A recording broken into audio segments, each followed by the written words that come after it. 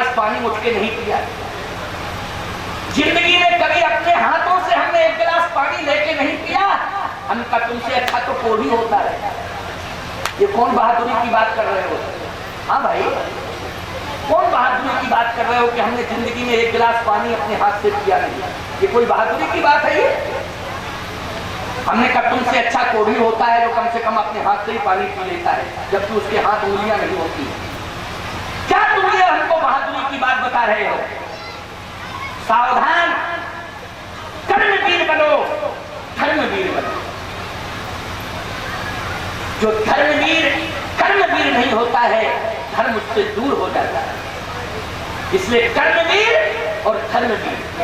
कल मैंने या परसों कहा था, राजा जनक ने हल चलाया था कि नहीं चलाया था? बोलो, क्या नौकर ही हल चलाता है, राजा हल नहीं चलाता है? बोलो। और उससे उन्हें शांति प्राप्त हुई। श्रम करने से शांति मिलती है। स्वयं श्रम करो। तुम्हारे पास वैभव है, बहुत अच्छी बात है। तुम्हारे पास विस्तार है वैभव का, बहुत अच्छी बात है, होना चाहिए। लेकिन स्वयं श्रम भी होना चाहिए। व्यक्ति को श्रम स्वीकार करना चाहिए, उस श्रम से ही संतोष प्राप्त होता है। माताओं, इस मंच से शिक्षा लो। चाहे घर में बड़े आदमी की बेटी तुम क्यों ना हो, बहू बन करके आई हो किसी बहुत बड़े घर में, लेकिन फिर भी अपने हाथ से अपने घर का काम करो। इसमें किसी प्रकार का शर्म संकोच करने की आवश्यकता नहीं है। हमारे चित्रकूट में 150-200 लोगों का स्टाफ है, लेकिन आप कभी भी 4 बजे 5 बजे देख लेना, आप जिस कमरे में मैं लेटता हूं उस कमरे के अंदर झाड़ू नहीं लगाता हूं, अपने हाथ से लगाता। अंदर जितने भी बर्तन आदि हुआ करते हैं, किसी ने नहीं उठाया तो अपने हाथ से उठा के रख देता। इसमें क्या संकोच की बात कि मैं पीठाधीश्वर हूं, मैं जगत गुरु हूं, मैं ऐसा क्यों करूंगा, इतने नौकर लगे, इतना गलत। ये प्रदर्शन करना अच्छी बात नहीं है। ये स्वास्थ्य के साथ भी खिलवाड़ है और नियम के साथ भी खिलवाड़ है। आज भगवान ने कहा, इसलिए मैंने मारीच को नहीं मारा क्योंकि वो दोस्त था, वो दूर कर दिया गया। कहे बाद में तो आप उसे मारेंगे, बाद में। भगवान बोले बाद में जब मारेंगे तब बात करना, अभी क्यों खोपड़ी खराब कर रहे हो? क्यों भाई? वो बात की बात है, जब हो जाए। अभी तो जो हो रहा है उस पर विचार करो, बाद में जब होगा तब बताया जाएगा। क्यों? क्यों भाई? अभी से क्यों? बाद में देखा जाएगा। सावधान। पावक सर सुबाहु पुनि मारा, अनुजिन साचर कटक संभाला। यज्ञ पूरा हो गया। जैसे ही यज्ञ पूरा हुआ, अब भगवान राम ने विश्वामित्र जी से एक बात कही जा रही है, इसको सुनो। क्या? आपका यज्ञ पूरा हो गया? विश्वामित्र जी बोले हाँ हो गया। अब कोई दिक्कत? कोई दिक्कत नहीं। अब आप निश्चिंत हैं? बिल्कुल निश्चिंत। राम जी बोले अब हमारा यज्ञ सफल कराओ, हमारा यज्ञ। विश्वामित्र जी बोले तुम्हारा यज्ञ? हाँ हमारा यज्ञ। विश्वामित्र जी बोले आज हमारा यज्ञ पूरा हुआ, अब तुम कहते हो कल हमारा यज्ञ पूरा कराओ। हे राम, आज हमारा यज्ञ पूरा हुआ और कल तुम अपने यज्ञ की बात कर रहे हो कि हमारा यज्ञ पूरा करो। क्या कहेंगे लोग? गुरु और चेला का यज्ञ कराने का धंधा हो गया क्या? आज गुरु का यज्ञ, कल चेला का यज्ञ। अरे भगवान राम ने कहा गुरु जी वो यज्ञ नहीं, कल जो हमारा यज्ञ आप कराओगे वो यज्ञ ये यज्ञ नहीं है। कहे फिर? कहे आपका यज्ञ तो 2-4 साल बाद भी हो जाता तो कोई दिक्कत नहीं थी, लेकिन हमारा यज्ञ अगर कहीं ओवर एज हो गया तो फिर होने वाला भी। समझ गए कितने? और वो कौन सा यज्ञ है? वो है धनुष यज्ञ। इसलिए आज आपका यज्ञ मैंने पूरा कर दिया है, कल मेरा यज्ञ पूरा होना चाहिए।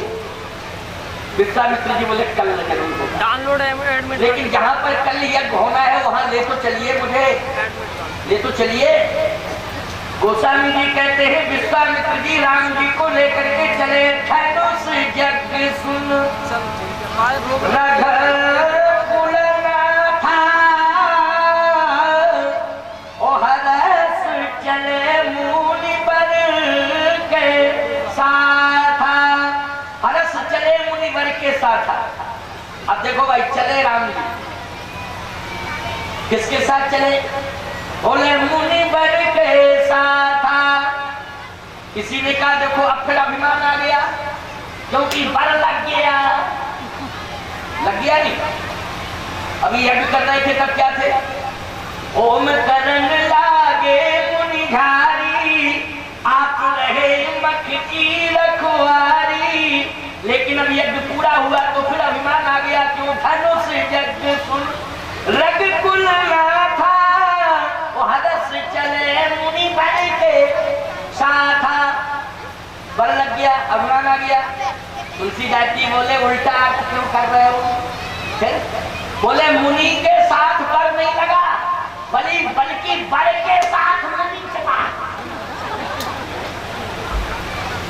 समझ गए? मुनि के साथ बर नहीं, बल्कि बर के साथ। बोले हरस चले मुनि, किसके साथ चले? बोले बर के साथ। विश्वामित्र में बर थोड़ी लगी, विश्वामित्र में बर नहीं लगी। बोले बर के साथ मुझे यही चल रहा है। अच्छा एक बात बताओ, दूल्हा के साथ बारात जाती के बारात के साथ दूल्हा? आप कहोगे एक ही बात कहते। बर के साथ बारात जाती है, प्राथमिकता किसकी रहेगी? बर की। और यदि तुमने ये कह दिया कि महाराज बारात की प्राथमिकता क्यों नहीं रहेगी, तो किसी गांव में पहुंच जाओ 500 लोग, तो गांव के लोग कहेंगे आप सब बोले हम बाराती हैं। अच्छा बाराती तो हो, लेकिन बर जब 500 आ गए तो एक बर के पीछे चिल्ला रहे हो। एक गिलास पानी मिलेगा बोलो? अगर एक गिलास पानी पीने को मिल जाए बिना बर के बारातियों को, बोलो गलत कह रहा हूं? इसलिए महत्व किसका है बर का की। अभी अयोध्या से चले थे तो किसके साथ राम जी चले थे? बोले पुरुष सिंह वीर, हरस चले मुनि भय हरण। मुनि के साथ चल रहे थे राम जी। जहां सिद्धाश्रम में वहां तक तो विश्वामित्र के साथ राम आए, लेकिन जब सिद्धाश्रम से जनकपुर की ओर बढ़े तो उस समय किसके साथ आए राम? बोले किसी के साथ नहीं आए, राम जी के साथ आए। क्यों? बोले राम जी हैं बर और विश्वामित्र जी क्या है? बराती। क्यों भाई क्या है? विश्वामित्र बराती है, क्योंकि धनुष जग सुन रघुकुल नाथा, हरस चले मुनिवर के साथ। आज तो बर के साथ विश्वामित्र जी जा रहे हैं। अच्छा जब जा रहे हैं तो एक बात आपको और बताएं, इस चौपाई में प्रारंभ में मैंने कहा था ना, राम एक तापस किए तारी। कौन मिली रास्ते में? बोलो तापस किए। कौन तापस किए है? महात्मा गौतम की पत्नी अहिल्या। ये मिल गई कि नहीं मिल गई? ये क्या है? अगर तारका दुरासा थी, मारीच दोष था, सुबाहु दुख था, तो ये तारका ये क्या है? ये अहिल्या। अहिल्या है बुद्धि। क्या है? बुद्धि। क्योंकि आगे लिखा है नाम कोटि खल कुमति सुधारी। एक होती है मति, एक होती है कुमति। बोलो ये बुद्धि से संबंध है कि नहीं? मति मानी क्या हुई? हुई बुद्धि की नहीं है? मति मंद किसे कहते हैं? जिसकी बुद्धि मंद होती है उसी को कहते हैं ना मतिमंद है, उसी को मतिमंद कहते हैं। नाम मंद की, मंद बुद्धि वाली जो, इसलिए राम एक तापस किए तारी। तो अहिल्या के साथ जोड़ा क्या, राम कोटि खल कुमति सुधारी। इसका मतलब है कि जैसे राम जी ने एक अहिल्या का तरण किया, कल्याण किया, वैसे ही राम जी के नाम ने अनेक कुमतियों का उद्धार किया। बोलो किया कि नहीं? मतलब राम ने केवल एक मति का, लेकिन नाम ने कोट, ठीक है ना, करोड़ों मतियों उद्धार किया। आप कहोगे महाराज ये बुद्धि कैसे है?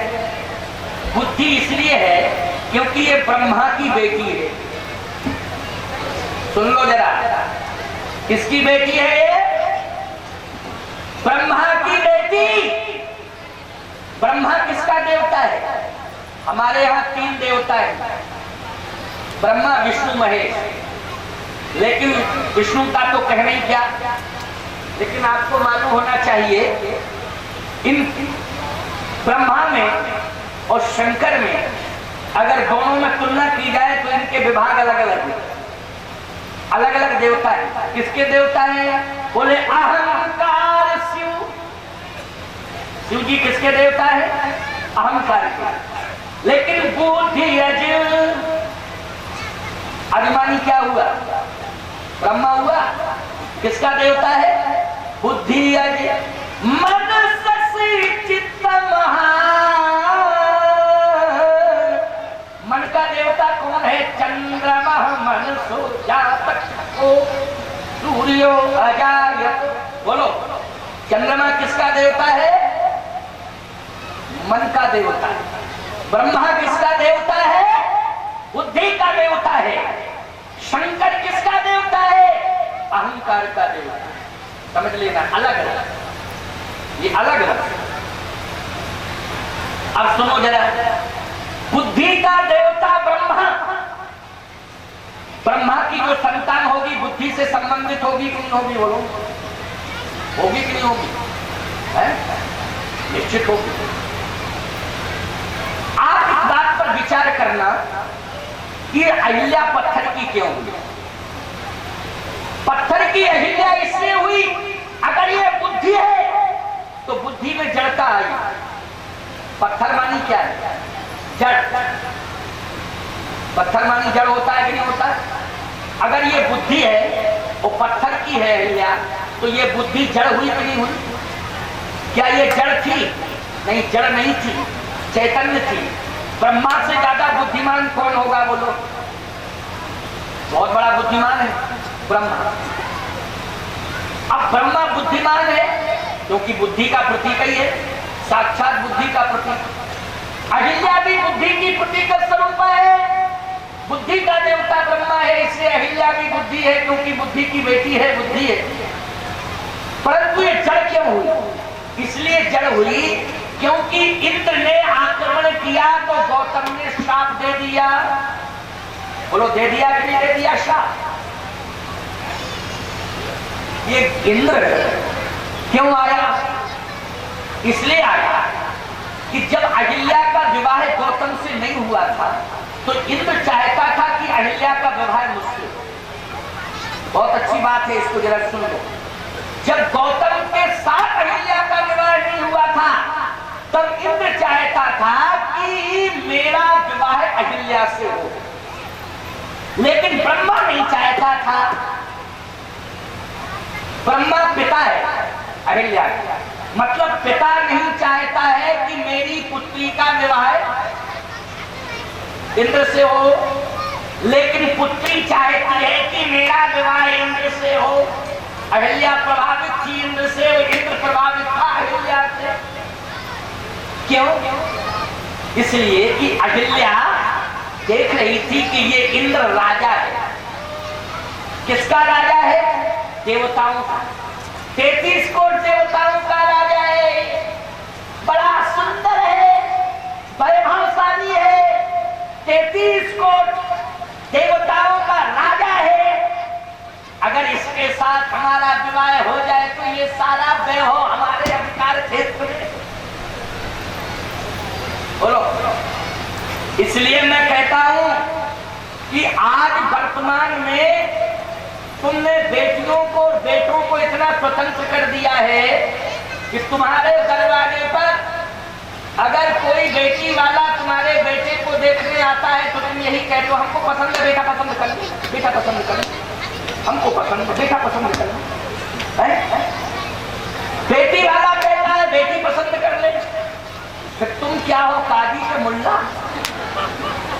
बोलो भाई, जब बेटा ही बेटी पर छोड़ दिया तुमने तो तुम्हारा क्या अधिकार है? मैं इसका विरोधी नहीं हूं कि बेटा बेटी पसंद ना करे, लेकिन तुम्हारे भी तो कुछ अधिकार है। ब्रह्मा ने अहिल्या का विरोध किया, खबरदार तेरे विवाह का निर्णय ले लूंगा, तू स्वतंत्र नहीं है विवाह का निर्णय लेने। ये ब्रह्मा कह रहा है। इसलिए कि मैं इस मंच पर बैठा हूं, इसलिए शास्त्र को अधिकार पूर्वक कह रहा हूं। आज तो शास्त्र विरुद्ध परंपराएं चल गई है समाज में। तुम लोग बन गए हो, बन जाओ, हम क्या करें इसके लिए, लेकिन हम स्वतंत्र हैं बोलने में। हम बोलेंगे, इसलिए बोलेंगे कि हमने इसलिए तुम्हारे बंधन को स्वीकार नहीं किया।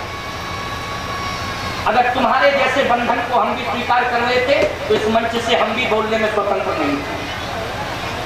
हम भी स्वतंत्र नहीं थे बोलने में, लेकिन आज हम इसलिए स्वतंत्र हैं क्योंकि हमने बंधन मुक्त हुआ, बंधन मुक्त हुआ। इसलिए शास्त्र की बात कह रहा हूं। ब्रह्मा ने कहा खबरदार है, अगर तूने अपने मन से निर्णय लिया कि मेरा विवाह इंद्र के साथ हो जाए, मैं बर्दाश्त नहीं करूंगा। तेरे विवाह का चयन मैं पिता होने के नाते मैं करूंगा, तू नहीं। अधिकार मुझे। अहिल्या ने प्रणाम किया और कहा पिताजी यदि भूल हो गई हो तो क्षमा करना, आप मेरे पिता हैं, ठीक है आपके निर्णय को हम स्वीकार किया। बहुत अच्छी बात बन गई। बेटी ने कम से कम इतना स्वीकार किया कि नहीं किया? बस ब्रह्मा प्रसन्न हो गया, चलो कोई बात नहीं, तुमने इतना स्वीकार कर लिया, ये इससे मुझे बहुत परितोष मिल गया। अब ब्रह्मा खोजने चला तो किसी ने ब्रह्मा से कहा तुम्हारी बुद्धि खराब हो गई क्या? कह क्यों?